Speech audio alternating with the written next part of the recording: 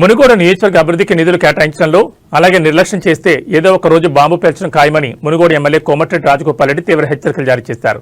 తనకు పదవి రాకుండా పర్వాలేదని, కానీ ప్రజల సమస్యలు తీరకపోతే ఏమైనా జరిగిపోతుందని స్పష్టం చేశారు.